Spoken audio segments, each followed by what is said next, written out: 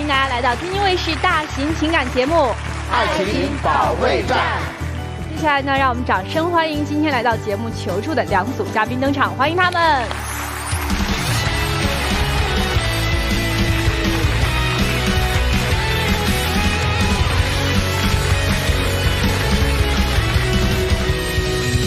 首先要疗愈的是本期第一对情感嘉宾赵先生，59岁，来自吉林，保安；李女士，56岁，来自吉林，退休。他们究竟遇到了怎样的情感困惑？你觉得你们的婚姻到底出现了什么问题？我是因为照顾外孙女和老头异地分居了5、6年了。刚开始分开的时候还挺好的，现在异地结束了，我们之间却出现了问题了。他平时太多了，管我干这，管我干那，我感觉现在一点自由都没有。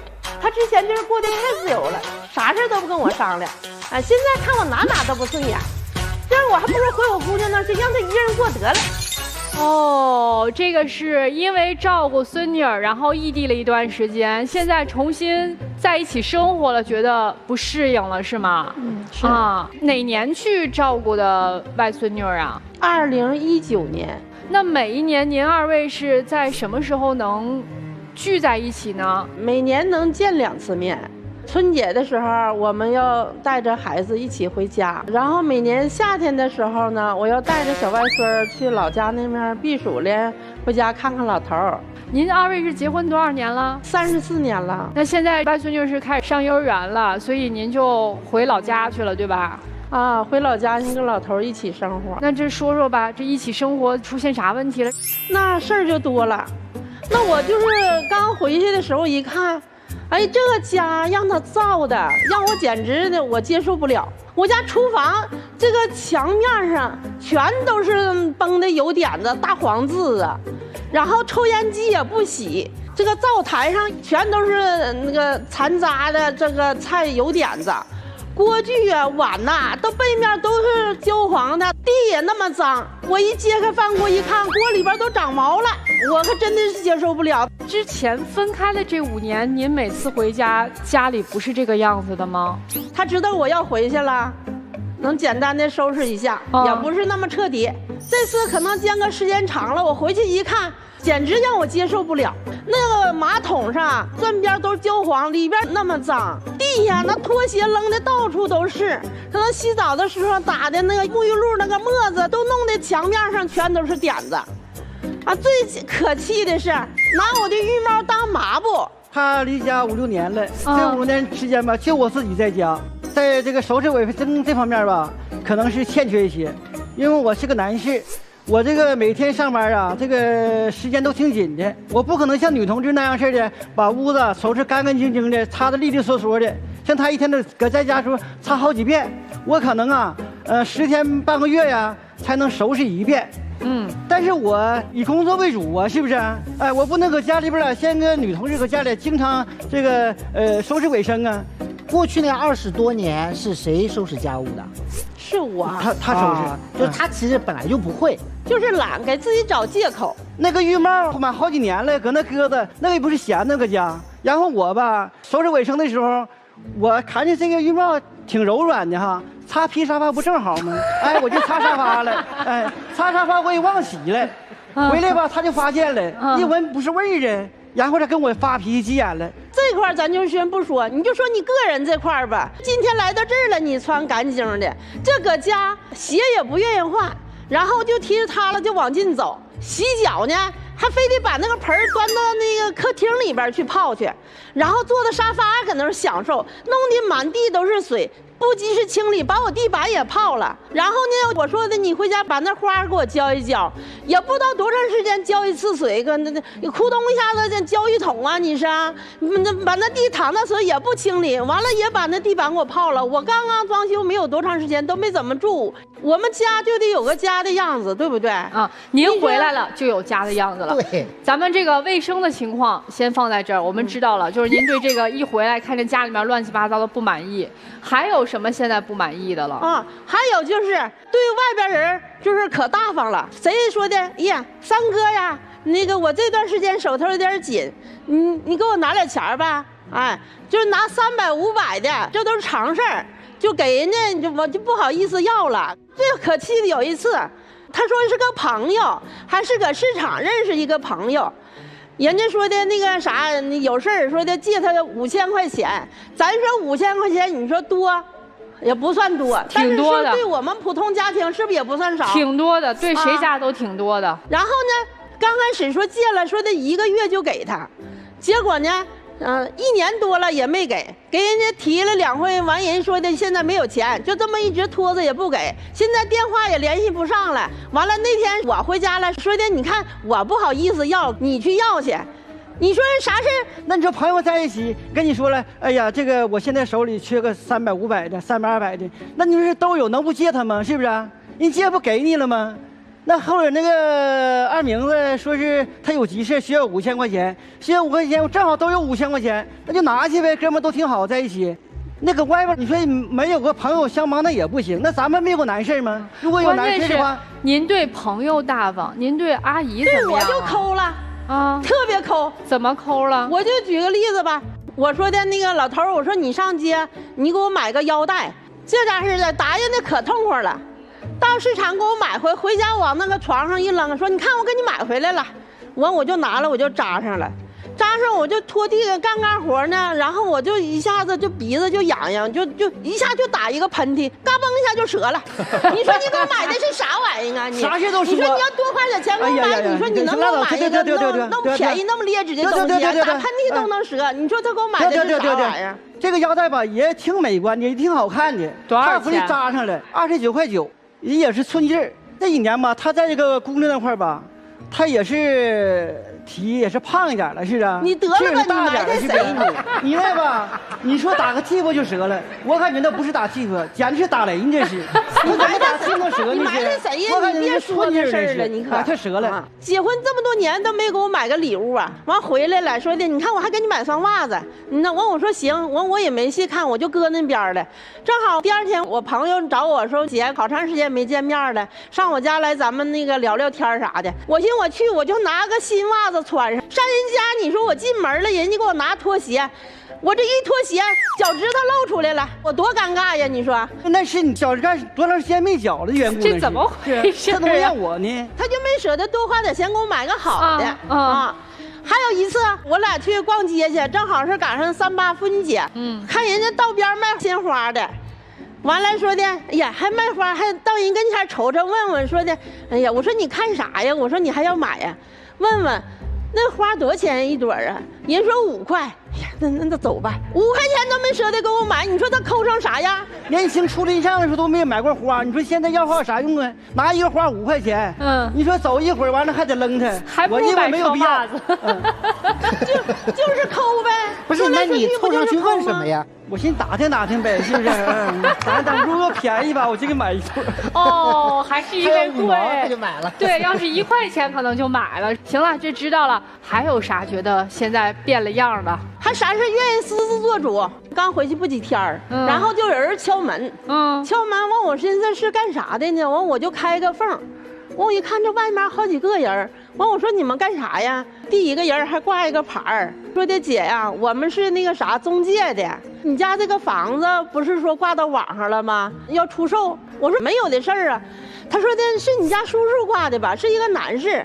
那我说你等会儿，我说我打电话我问问他。我一打电话，我说的是你给咱家房子挂到网上了吗？他说是啊。他说那个我寻思挂网上，我看他那个准备合适了，我就给他卖了。当时我就火了啊！你说你怎么不跟我商量商量呢？你咋不跟我商量？这我跟你商量啥呀？你说买第一个房子的时候，那时候我们吧，这个年轻，这个手也没有钱，就5000块钱，您当时就把房子买了，也没跟我商量，私自做主。哦，买房的时候没跟您商量，没跟我商量。卖房的时候我也不用跟你商量。卖房子我是这么回事儿，我卖这房子吧，现在是啥呢？正在往出搭个这个房子，看有没有人买。卖的时候我得跟他说，我不能就是不跟他合计。还没卖呢，跟他说有啥用啊？那卖了这房，你也得跟我商量。你有这种想法，你就得跟我商量。别吵。这房子卖了以后，您要是老住哪儿去啊？啊，是这么回事儿。我们吧手有几套房子，他买第2套房子时候吧也没跟我商量，但是后来呢拿首付的时候也是我掂的钱。完了第二套房子卖了以后，出手就挣着钱了。哦，挣了钱以后吧，他可能也得这个甜头了。他就啥呢？就是这个总在这房子方面就是打主意。第三套房又没跟我做主，离我们住那地方挺远的。都到苞米地边了，你说这边上了吗？我也反对。这是我们现在住这个房子。为啥要卖这个房子呢？因为在2021年的时候吧，他在我们那个郊区又买了一个房子，最高价数买的，现在呢，掉价卖不出去，我就寻思把我住的房子卖了，然后我到那儿去住去。就这个房子现在卖，但是跟你买的时候吧还是挣钱，但跟炸板卖的时候还是赔钱啊，得差30万块钱。他还做啥主没跟您商量过的？你比如说孩子就业问题，他就私自把这个孩子送到播音主持学校去了，我就非常反对。因为我们吧是个农民出身，也没有什么文化。你说将来孩子一旦在这个行业当中有成绩了，不可能安排在我们家门口，他肯定到外地。如果到外地的话，我离孩子远了，见孩子面就少了。结果孩子毕业以后呢，就分配到外省了，在那工作了9年，事业很好，是啊。但是来讲呢，我不是为了孩子好吗？你为了孩子，我为了孩子好，没有你这个决定，我那个孩子疼这么长时间吗？孩子不给他选择一好行业，没有你这个决定，那孩子能嫁到北京去吗？孩子嫁到北京去不挺好吗？现在我们造成矛盾了，通过这个事儿离家好几年，现在回来就拿管孩子的方式管理我这也不对，那也不对啊，我站的也不对，躺的也不对，穿衣服也不对。刚才你们听说了吧？啊，我就是不打扮我自己，不收拾自己。我说这个岁数我收拾啥呀还呀？以前说您吗？以前不说，以前就是回来就变了。他也不这样，他也不这态度，现在是又臭又硬的。然后他对别人可大方了。你看，朋友谁说，哎呀，哥们儿，咱好长时间没见了，来吧，上我家来喝点吧。撸歌挽袖的上厨房做菜，就最可气的都啥样？不管是来俩人，来一个人，一瓶白酒，再买几瓶啤酒。我有的时候我寻思来人怕给人家喝多了，你说俩人喝，一人得喝半斤。我要是也跟着掺和喝点的话，是不是他们也少喝点？我怕给人喝多呀，我就拿个杯，我就主动的我说你给我也倒点，我就这样啊。哎呀，我这跟他遭这个罪儿啊！那时候现在这喝干了喝干了倒，一下给人喝多了。这家人家躺到炕上了，这哇哇的吐，这他一看。这没招了，整不了，嘎嘎给外边那狗叫进来了，嘎嘎上炕上一顿吃。你说你想想，就这人，然后我这人也是的，就是我没有别的啥爱好，就没啥事就愿意哼哼唱歌啥的。你还提这事儿呢？你要唱歌唱得好也行，是不是？唱的歌啊，唱前句找不着后句，有前调没有后调，哎呀，丢三落四的，有那么难？不好听，不有那么难听吗？不管有人没人，想唱就唱。你说你是不是有精神病似的？来，阿姨，今儿我们给你个大舞台，今天在咱们节目唱。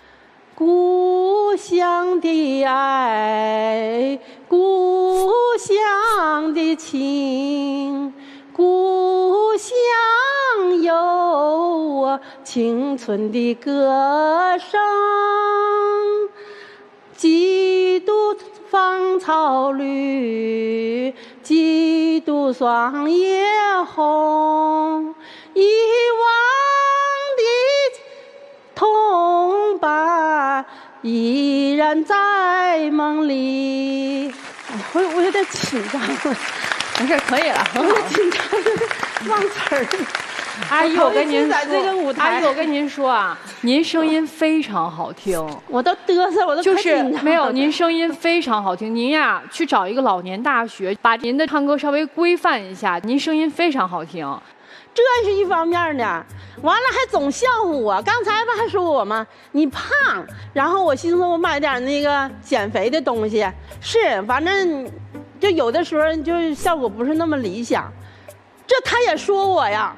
说用我花钱了，啊！你这一天造上钱，你说我这啥心情？我花点钱，头次减下来，减去30多斤，完后边不几天呢，又胖起来了。你说你减它有啥用啊？对身体肯定是不好，我感觉。那我寻思，我搁家整点那个营养餐，弄点水煮菜啥的吃，这也说我没给他做好吃的。那你说是不是应该都得互相体谅？这也不行，就说我你都长成那样了，你还那个减啥肥呀？你净寻思花钱那我吧你？说的不实话吗？原先这么熟，现在这么出息呢？你说这能一样吗？那我没说你磕碜呢。哎呀，我天！这我回来了，天天哎呀也就你过去好好过呗，埋汰你这个那我个的，挑三拣四的，磨磨唧唧的，没完没了的。哎呦我能受得了吗？您这个嘴是真厉害呀、这一大连串的形容词儿，我的天哪！就那叔叔阿姨，今天这个来我们爱情保卫战了，您二位来就是想倒苦水呢，还是说真的想要让我们帮你们解决什么问题？那我先让他给他那个脾气改改，那个说话别那么犀利，就能挖苦我、埋汰我，我有那么磕碜吗？哦，多表扬您。我也没挖苦他，我感觉。您说您的要求。你的嘴啊，真不好。对，真您说毒您的要求，您今儿来了以后想怎么办？就他这种，对待我这个这个语气呀、我有点接受不了。现在，老师帮我教育教育他。行吧，我们知道了。这个赵先生和陆女士，你们听完叔叔阿姨的故事，你们有什么能劝的？如果是自己爹妈的话，怎么办呢？如果是自己爹妈的话，我觉得因为这个叔叔一直都在挖苦阿姨，然后我觉得常年的这种可能也不爱了，那不如就是我觉得分开可能比较好。这你爸你妈要在这儿，你就直接让他俩分开是吗？对，因为我觉得他们已经就是我觉得叔姑娘，叔可能你是个狠角色呀！我觉得叔叔已经不爱阿姨了，然后两个人继续在一起可能会有更多的矛盾。好，与其彼此更加伤害，不如现在就分开。干脆分开吧。他劝你们离婚，你们离吗？离吗？那我觉得我们都这么大年纪了，让他改改。啊，大哥，你离吗？我们这个离婚不能离婚，因为我们有原则上的问题。不离，行，知道了。那咱们接下来就认真听听各位老师有没有什么宝贵的建议。你俩其实这是一些生活习惯的问题。你们俩就是因为分开了大概5年嘛，5、6年，你们就是最熟悉的陌生人。因为这5、6年当中，你们彼此有各自的生活，你们有自己的朋友圈，你们有各自的生活习惯。叔叔您在老家，然后阿姨您是在北京是吗？对。所以他一定有他的都市化的这种视野，他就是现在去过大城市生活过，所以他的一些生活品味格调，包括习惯、个人爱好，他都会像城市里的老太太一样的。但是并不是说你们两个现在就没有办法说继续往下过，而是我觉得要大家求同存异，就是你们至少保证公共空间是一个比较干净整洁的。您也别逼叔叔说他一夜之间就能做出什么巨大的改变。您夫人其实是一个很好的精神面貌和状态，我觉得这点你要向他学习。叔叔是真的积极的方面去想，他其实不是在管你，他在引导你。那个阿姨，您不要去老是说他损你，而是你鼓励他。你说来，你觉得我唱的不好听，我们一起唱，我们来唱个刘海砍樵，干什么都可以。就是你要把你的快乐分享给他，因为您的快乐现在是完全把他隔离在外的。他刚刚一直在强调说孩子那么远，我一天到晚也看不见孩子。一年到头我也一个人，他像孤家寡人一样，他心里也有苦啊，他也默默付出了为家庭。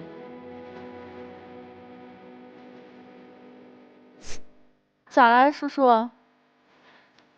其实吧，这个老师讲的非常好，真讲到我的心里去了。我们俩真的是陌生的亲人，陌生的亲人。是，所以最熟悉的陌生人。对，所以您这5、6年跟女儿在一块儿，跟孙子在一块儿，您过得是挺开心的。但是你忘了家里还有一个他好像就在这个家庭里面，我感觉他的就是感觉好像被边缘化了一样。他其实只是想得到你们的关注，得到你们的爱护，想让你什么都跟他在一起，然后想让你们的不言一句。所以归根结底还是想跟您一起好好携手到老。说完了，谢谢文老师，谢谢文老师。没事，这一下你看把叔叔给说的勾起了很多内心的这种委屈哈。是文老师说的特别好啊，尤其说熟悉的陌生人啊，一下子就把大哥的眼泪给勾出来了。因为他其实想夸你来着，但他不知道怎么夸。对，他其实很害怕你走，但是又不知道怎么把你留下来，所以到他嘴里就变成了挖苦人。他挖苦你是一个自我防御，就是我害怕你走，我害怕你变得那么好了之后不要我。那这个时候我怎么办呢？我只能是吧，像调侃一样说那几句啊，吸引一下你注意力。他在闹，在要糖吃啊，这里面有一个叫反向遗弃的问题，就那5、6年你遗弃了他，你觉得自己很崇高，我为了女儿我去照看我外孙子，但家里面这个人是跟你曾经生活了20多年的人，你的外孙子出生没多久，你为了一个出生没多久的人离弃了一个跟你生活了20多年的人，在5、6年的时间里面像候鸟一样，1年只见2次面。好，他没说什么，让你去了，结果你去了，你回来之后，你摆出那个样子是一个高高在上的样子，我是一个北京回来的老太太，我看不上你，我看不上你现在的生活，你和他之间的那个生活习惯已经完全错位了，是你不习惯，是你变了，不是他变了，他其实没有这么变。其实大哥内心的委屈在于什么？就是我在这边苦苦等了你那么多年，我什么都没有变，但是你回来之后，你就这个也瞧不上，那个也瞧不上，就你想要的那个生活我又给不了你，那怎么办呢？我总不能去北京给你买个房吧？他心里面不就是在想这个事儿吗？对不对？我又不能变成那些北京的老头，那你希望我怎么样呢？所以他只能通过语言上的方式来不断的来攻击你。其实你没发现一个细节，他为什么要卖房子？他卖房子是想走一步棋，这步棋是什么？你一回来不是嫌这儿也脏，那也不行，我干脆把这个房子卖了，我们去一个新的房子重新开张。哎，那个房子里面总没有你说的这个脏那个脏吧？然后我们重新开始，你重新按照你的方式把这个生活给布置起来，把生活习惯重新调整起来，那你就不能埋怨我这个脏那个脏。大哥，你说我说的对不对？是不是这个意思？但你为什么不说呢？要学会沟通，努力往回走。我能看得出来，大哥其实心里面是想努力的，只是他现在说不出口。现在看大姐，你愿不愿意再努力？你要愿意再努力，我倒是觉得这个房子可以卖，但前提2个人商量，卖完之后重新开始你们全新的生活，在这个全新生活框架里面，听大姐的生活习惯，听大姐的。第2个，每天抽1到2个小时时间唠嗑，一开始可能不习惯怎么聊，但是呢硬聊，每天1到2个小时。第3个，2个人一起出去旅行一趟，最好是隔2、3个月出去旅行一趟，迅速的把你们之间的审美和生活习惯给重新弥合一下。这3个事情如果做到了，我觉得你们之间还是可以挽救一下，从离婚的边缘往回捞。谢谢陆琪老师，你看解决问题还得找陆琪老师。现在我知道有很多的观众朋友可能也想找陆琪老师解决问题，方法很简单，大家只要去搜索陆琪老师的微信公众号就行。但是呢，你们一定要记得亮明自己是爱宝粉丝的这样一个身份啊，因为你亮明这个身份，他能送新人礼。刚才陆琪老师着重说的是叔叔这些年自己在家孤独的这种感觉。其实叔叔，我想跟您说的是，阿姨这些年去女儿家带孩子也特别的难，她会害怕女婿是不是有什么不满意的，然后这个小孙子孙女如果没有照顾好了，会不会落埋怨？女儿女婿上班了，她带着小孙女的时候更得加倍小心，因为不能磕了，不能碰了，不能凉了，不能热了。伺候完小的，又得给女儿女婿准备饭菜，还得想让他们吃得好喝得好。说白了，为什么现在带孩子的老人普遍是姥姥偏多？不就是心疼自己的女儿吗？所以他在女儿家容易吗？他在女儿家难道不孤单吗？您看似他好像一大家子人，每天有小孙女陪着，每天有女儿女婿陪着，都围在他身边，其实他心里是孤单的，因为他在那儿，他就是个外人。阿姨，说句实在话，您是不是回到家过得比在女儿家要舒服？就是他再脏，你再看不惯，过得是不是也是自在的？对吧？对，也是踏实的。这就是自己的家呀，这就是老伴儿啊。所以你们的这种的相互大家抱怨的模式啊，我反倒不担心。最害怕的是老两口谁都不抱怨了，你一个人一个屋，我一个人一个屋，每天见面连话都没得说，那才是最可怕的。反而你们这种状态，我倒不担心。相互抱怨、相互埋怨，已经成为你们生活的主旋律了。只不过，就是在真的说动气也好，或者还是说我们可以马上就翻篇儿，我觉得要选择后者。我们不是真的记恨对方，因为大家已经过了这么多年了，虽然分开5、6年，但是彼此还是最熟悉的。看不惯的、看不顺眼的，咱们多想想对方的不容易。也就是半年的时间吧，你们这个就过去了，这个劲儿就过去了。只不过就是刚开始在一起的时候，大家就觉得有点别扭而已。你就正常的夫妻2个人，比如说大家一出差10天半个月，再一回来看对方也都不顺眼，过了那个劲儿就好了，没啥大不了的啊。我问一下啊，他还有谁？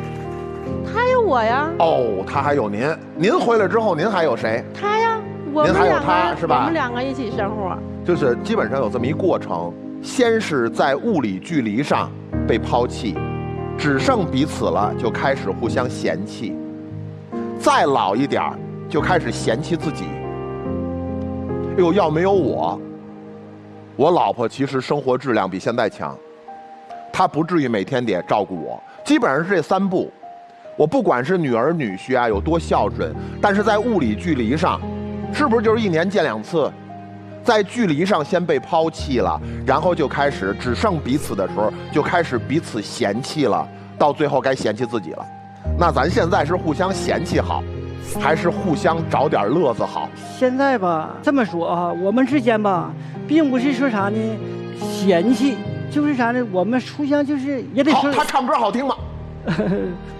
就是他胖不胖？赵以前是胖的。您刚才说了啊，我们不是互相嫌弃。对，这就是嫌弃。啊，这就是吧？这就是。那我问一下大姐，我们赵大哥他洗脚是不是特别讨厌？对，就是说的他做事情的时候吧，就有的时候不顾及小节。还是特别讨厌是吧？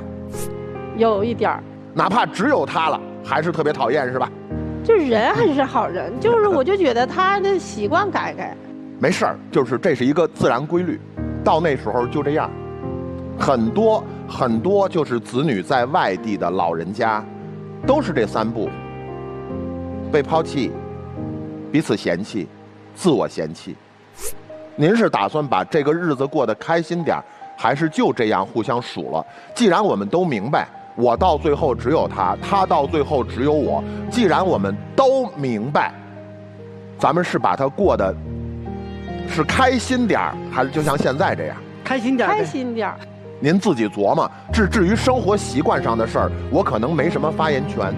他就是从北京回来了，他就是适应了一个家庭卫生条件非常好，人人相互之间都保持着一定的生活细节上的自我约束。这个我没有资格说。但是呢，开心还是像这样嫌弃，您2位琢磨。其实我听几位老师，包括大哥大姐讲的，其实心里挺有触动的。我觉得这期节目最应该看的、最应该来的，不是您2位，是您的女儿。您2位没有本质的问题，也分不了。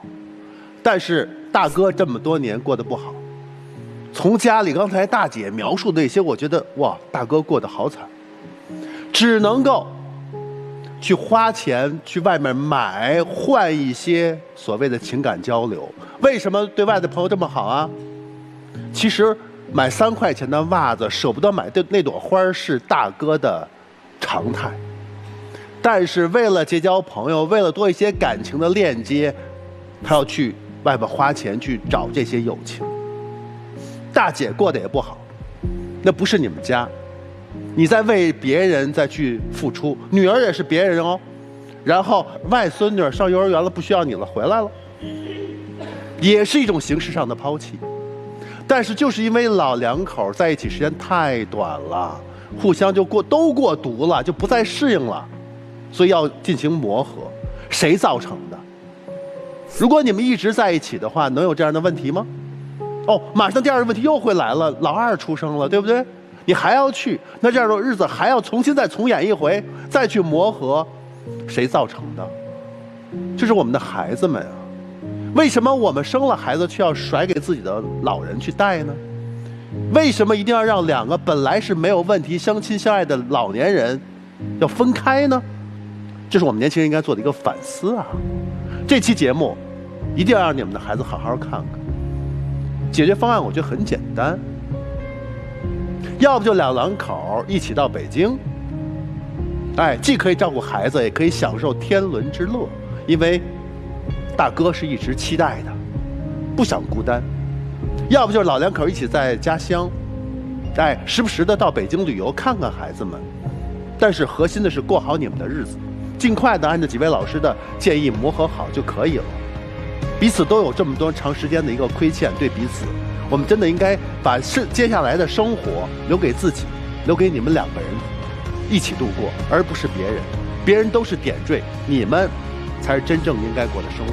你们俩在一起，就这样。我们大家给您二位的建议就是这些，就是您二位可以好好想一想有没有用，也想一想各自身上的一些问题，好不好？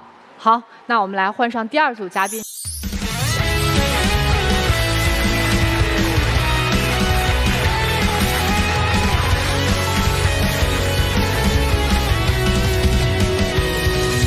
本期第二对情感嘉宾赵先生，32岁，来自北京，待业；陆女士，31岁，来自河北，待业。那么，他们又遇到了怎样的情感困惑？你觉得你们感情出现问题的责任在谁？肯定是他呀，他天天这个理由要钱，那个理由花钱，谁的钱天天经得起这么花呀？反正我是不行。他呗。我觉得他一点都不关心我，过生日的时候连个蛋糕都不给我买，还一天到晚的跟女生暧昧聊天。我觉得他根本就不是真心的对我好，不是真心喜欢我。他花起钱来根本就不管我的死活，我也不知道他到底是看上了我的人还是我的钱。他老说我乱花钱，那还不是因为他不挣钱吗？但凡他上个班，还在意我花那仨瓜俩枣。你们两个人现在是恋爱的状态是吗？对，恋爱关系。谈恋爱多长时间了？半年了。半年就这么多事儿？是因为就是我之前就是从国外回来之后，他就是那种语音就是长时间的那种不回复，有点那个冷暴力，跟之前的态度有一些就是很大的改变。之前都是那种语音秒接的，现在就是不知道该怎么办了。你出国是干嘛？出去玩然后出去了10几天吧。他去了吗？他没去。所以你回来之后就感觉他变了是吗？对，跟之前的态度有特别大的那个改变。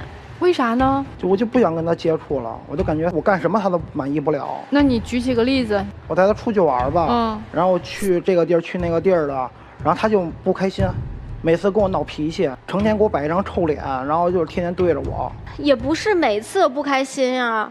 就是他说的是有一次去那个大峡谷，走路走了3、4个小时，下面的时候坐那个缆车就40块钱他都不愿意花。然后现在我的那个脚还那个磨破皮了，现在这个脚上面还有印呢。他那个磨破脚是因为就是最后他生气，他疯狂暴走。我为什么暴走啊？那暴走不是因为他说我再也不要精神内耗了，那我肯定会以为那你就不想就是在一块儿了，那我肯定我就暴走，自己打车那回家呗。我根本就没有这意思。那我觉得就当时是因为就是我们去的比较晚，然后回来晚，我比较担心，他就生气了，就他说让我自己想，我说我才不要精神内耗，他听错了。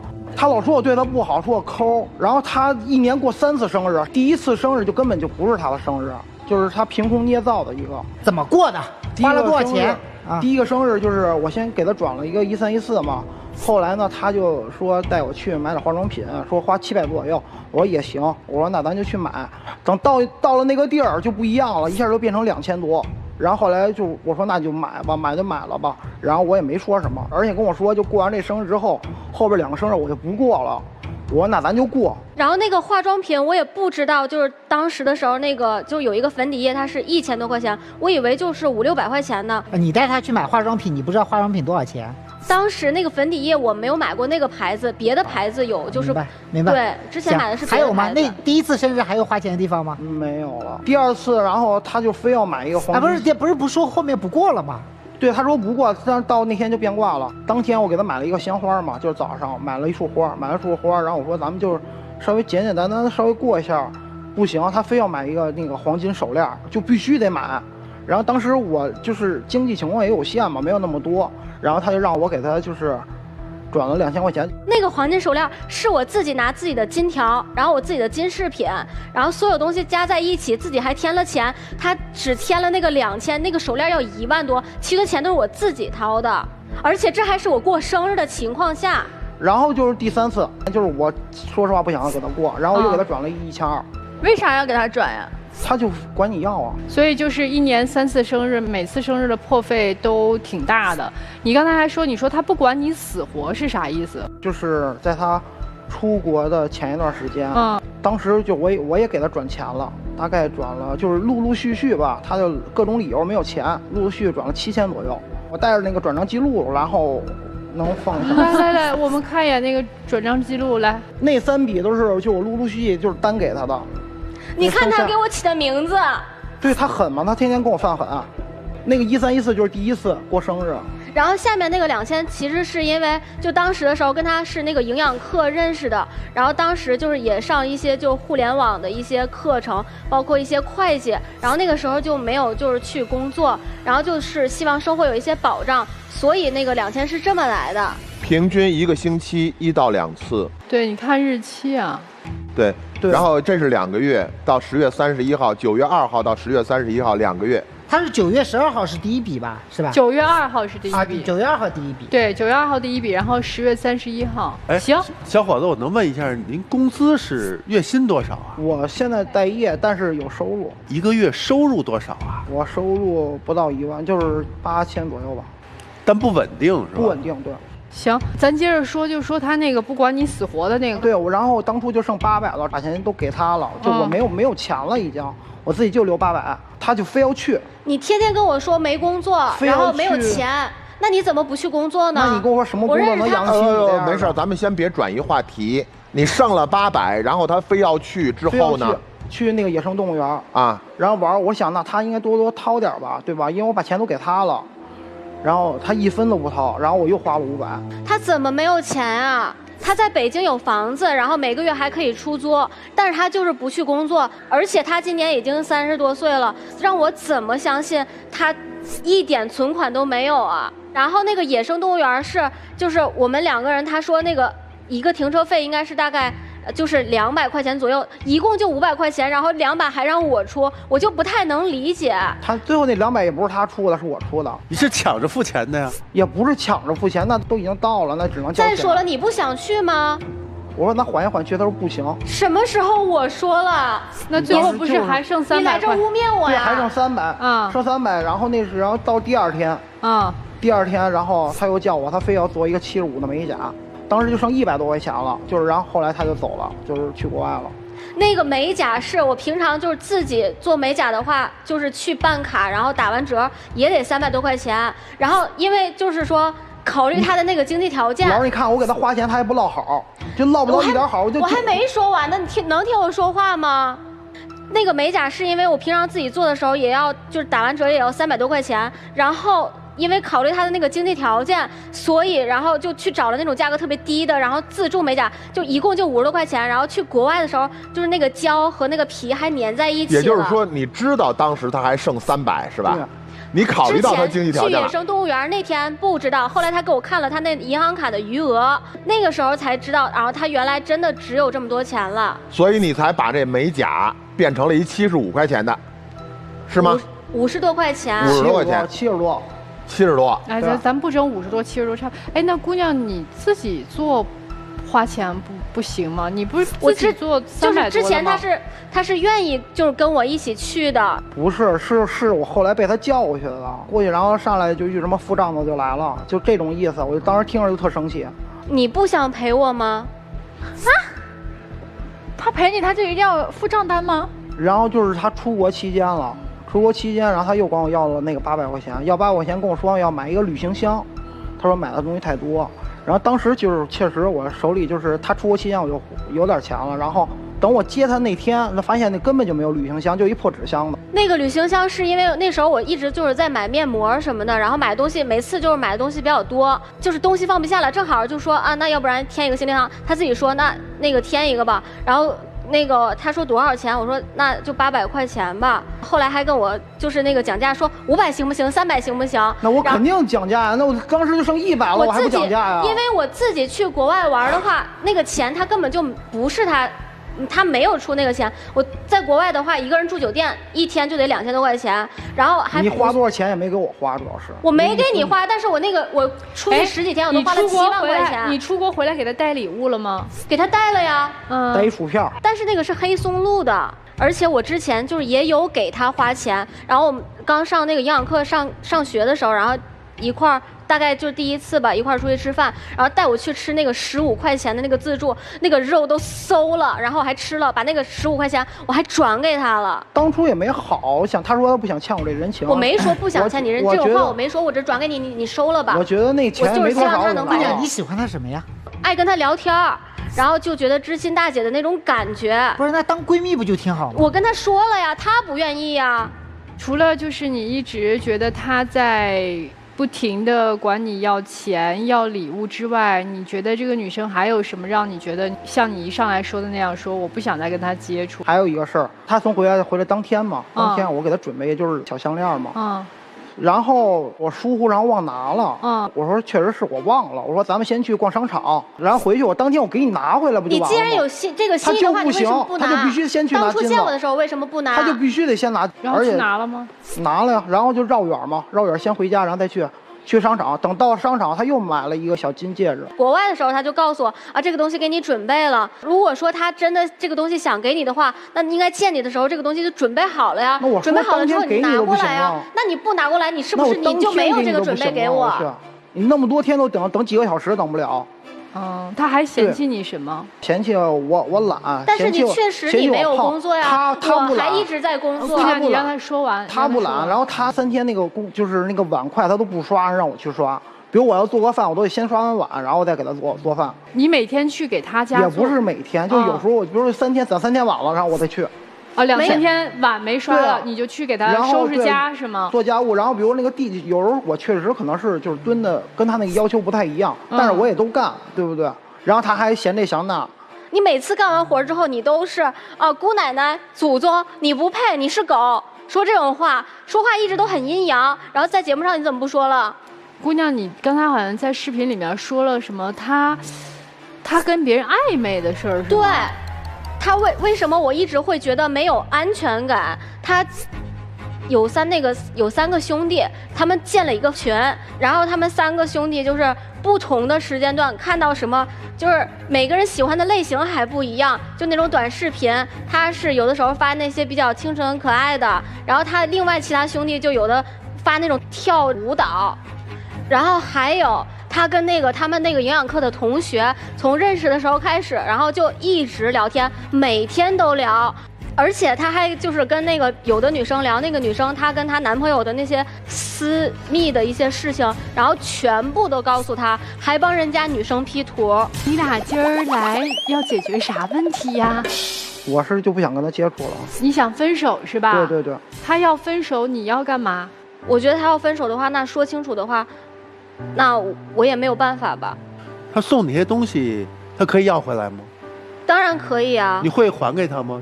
主动的？当然会还给他呀，因为我觉得我只是希望他能够真心对我，不是说嘴上说我喜欢你，我爱你这些，不是为了要他这个钱，是看看他对我是不是真心的。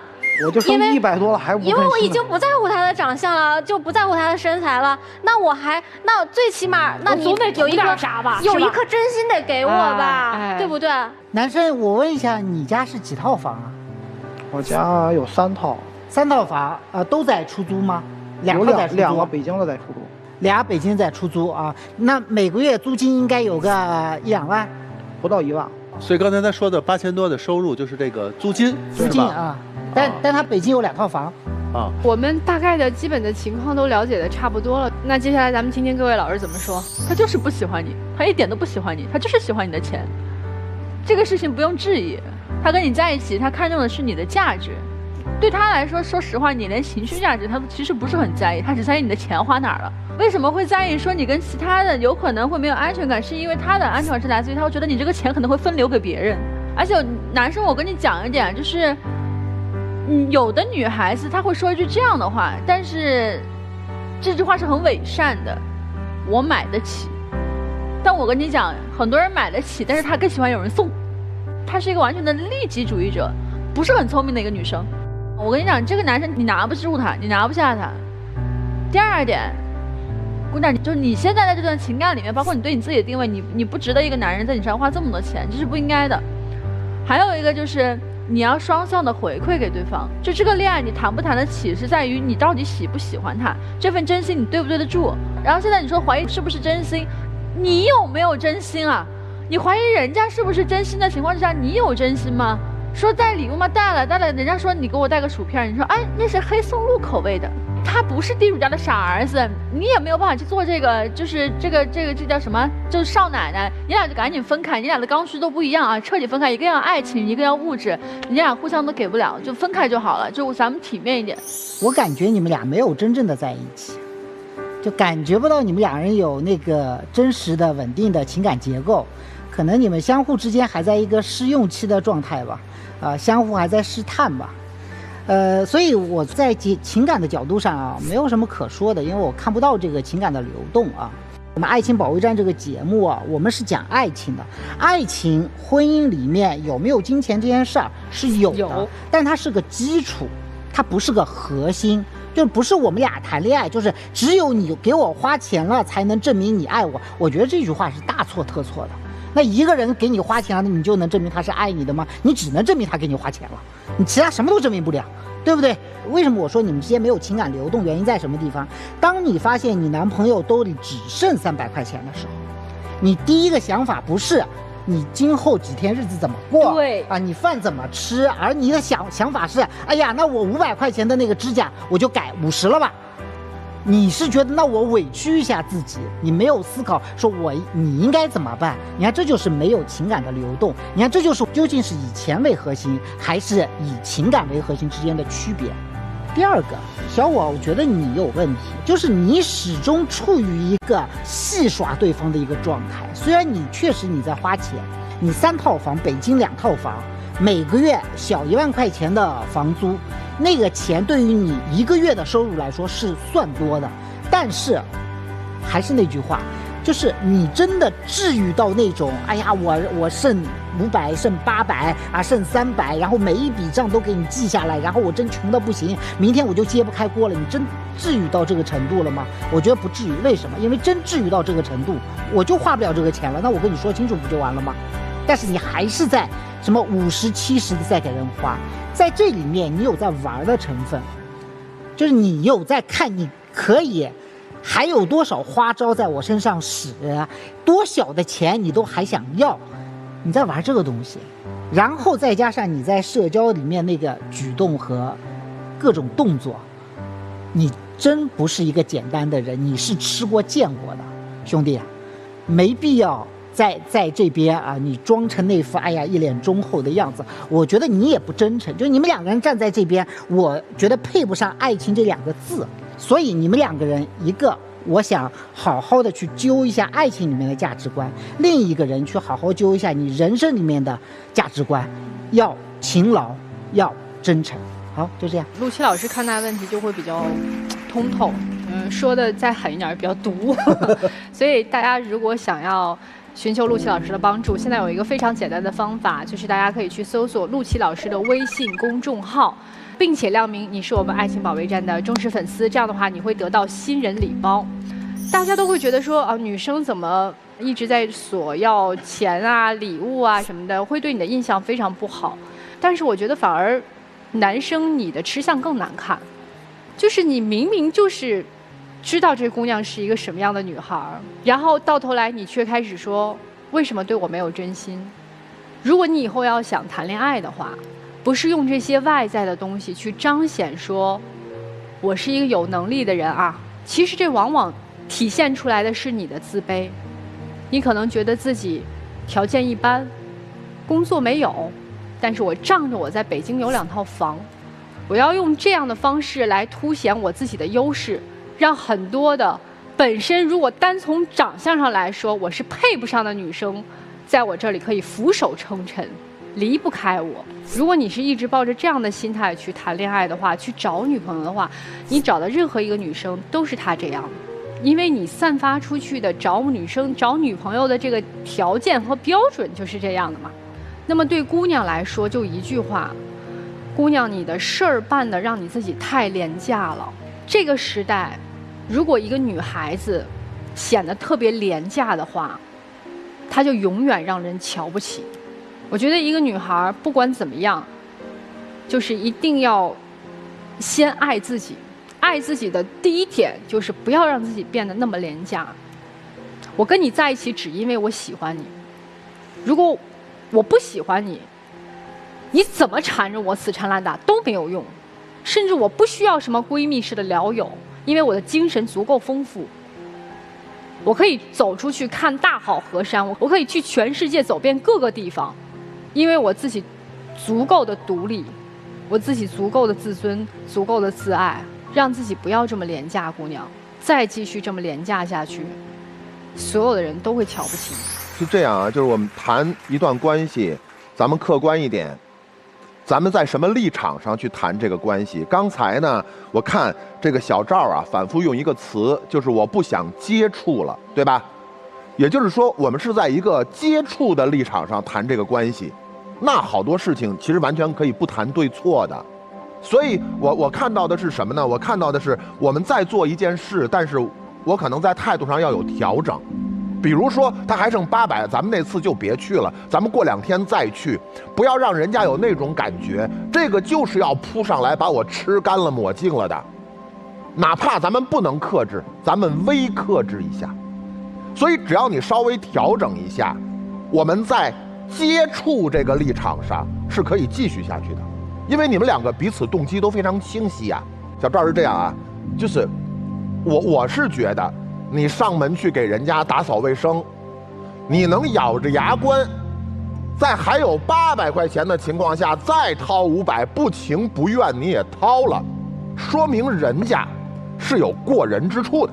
那如果他能够不那么直白，如果他能给你稍微留点余地，以你不是就想接触一下吗？你同意吗？咱们你看人点头了，人家以后呢，你有800的时候，人家努力调整，咱们花高300，对吧？而且人家也确实努力调整过，你有300的时候，人做的是75的美甲呀，人家是为了你消费降级的，对不对？所以你看能不能继续接触下去？既然您也是本着接触的动机来面对他的，所以要求那么多干嘛呢？我觉得你们俩就是2个小孩儿，完全没有生活过。只有没有生活的人手里有300块钱，还考虑去做个美甲，一个敢要，一个敢给，没有任何的生活。在你们的情感世界里，其实挺枯燥的、单一的。衡量情感的深浅就是用钱，因为你们太缺钱了，所以就把它看得很重。回归生活吧，2个孩子，就是你们在谈一场恋爱吗？我觉得你们俩更像是在照镜子，在测试生活。所幸你们遇到的彼此还都算单纯，没有那么深的城府。你们什么话，什么应该说，什么不应该说，全说了。你们没有那么深，你们没有那么坏，你们就是在认识世界的这堂课里面啊，小学生。所以以你们很单纯、很简单的经历来衡量一段所谓你们认为的情感，我就是对他不信任，对吧？女生就是对男生不信任。所以我既不图你样，也不图你貌，那我得图你的真心吧。你的真心是什么？我觉得钱是最重要，你把你最后1分钱花给我，我就踏实了。这是可能是你在对于情感这件事情的理解。姑娘不对，这事儿不对，但是幸好遇到了他没有那么坏。你们俩在我看来都是孩子，可能有些话说深了，你们脸皮可能薄，立不住。但是你们的父母没有跟你们说这个话，社会就得给你们上这节课，赶紧去踏踏实实生活。房租那是父母给你的房换来的钱，那不是你的。他说的唯一一句我觉得对你有用的话就是赶紧去工作吧。好，谢谢曲老师。那接下来这样，我们有请2组嘉宾回到我们的转门之后。好，来，叔叔阿姨也同样回去。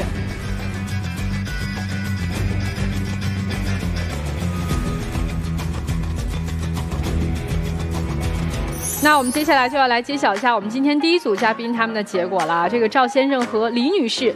那在开门之前呢，要提醒一下电视机前的观众朋友们，欢迎大家登录优酷视频、腾讯视频收看节目的完整内容。好，来，我们一起来揭晓答案。3、2、1，请开门。哎，这叔叔阿姨的吧？来了哦妈，吓死我了！我以为他俩不出来是怎么个回事呢？好陌生啊！从祥林中走来。好啦，俩人有没有什么想说的，跟我们说说呗？以后在一起，就是改变一下自己吧，尽可能少发脾气。好，接下来进入属于您二位的浪漫30秒吧。不知道有多长时间没好好抱抱对方了吧？所以我要不喊松手，您二位得一直抱着啊！来，这还是好意思呢！抱，必须抱啊！这是我们节目的规定，必须抱，不许分开啊！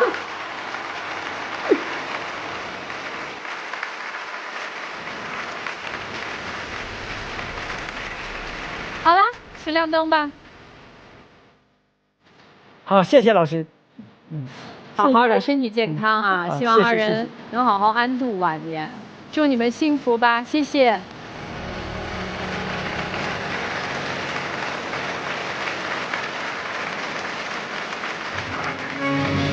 来吧，我们接下来看看我们今天的第2组的赵先生和陆女士，他们2个人到底会怎么选择呢？那在开门之前呢，我们要提醒一下电视机前的观众朋友，欢迎大家登录抖音，搜索我们爱情保卫战的抖音官方账号，并且添加关注。每天晚上8点到10点，我们会开通直播，我们的情感导师会在线坐镇帮您答疑解惑，欢迎大家和我们连麦。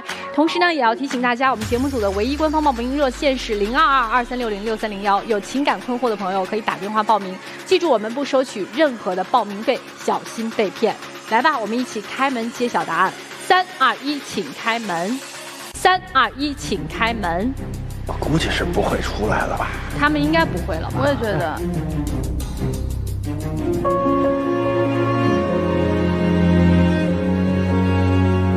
就是希望大家真正的明白爱情的意义是什么。有的时候，不是说我为你花多少钱就代表我有多爱你，而是真的发自内心的那一份爱，对，才是真的爱啊！有美好品质的人才值得被爱。哎，说的特别好，有美好品质的人才值得爱，也值得被爱。好了，这就是我们这一期的爱情保卫战了，我们下期再见。